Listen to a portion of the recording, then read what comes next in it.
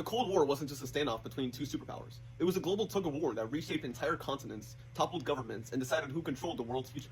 After World War II, the United States and the Soviet Union were the two dominant powers of the world. They both claimed to fight for freedom, but defined it completely differently. To the US, freedom meant capitalism, markets, and democracy. To the Soviets, it meant socialism and liberation from European domination. And the world was changing fast. In the mid-1900s, dozens of nations were breaking free from European colonial rule. New governments were rising, old empires were falling, and everyone wanted control of their future. The Soviets saw these new nations as natural allies, partners in defeating European imperialism. US capitalists saw them as land to control and exploit. America expanded a new kind of empire, built on banks, corporations, and military alliances. As the newly independent countries took back control of their resources, US corporations saw us as a threat. So the US helped overthrow governments in Iran, Guatemala, Congo, Chile, and replacing them with regimes that were pro-American goals. In Western Europe, the US rebuilt economies, but tied them to American banks and industries.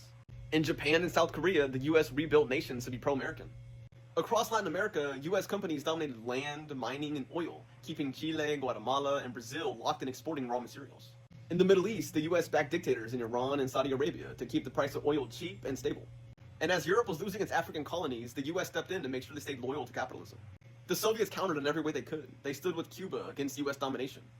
They supported liberation movements in Congo, Angola, Ethiopia, and Egypt, and supported the Sandinistas against the US-backed Contras in Nicaragua. Syria, Iraq, Libya, and South Yemen went to the Soviets for weapons, training, economic projects, schools, factories, and power plants, meant to build independence from Western control. But the USSR wasn't innocent. Their liberation movements just aligned with their goals of undermining US power to expand their own.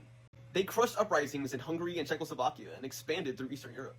In 1979, fearing Western influence in a destabilized Afghanistan, they invaded, triggering a decade-long war that destroyed their economy and their credibility. By the 1980s, the opposing ideologies had gone to the extremes. Movements that promised freedom were obsessed with control, censorship, and loyalty. The liberators became the new oppressors. And in 1991, the Soviet Union collapsed, leaving dozens of countries in South America, the Middle East, Africa, and Eastern Europe in chaos and debt.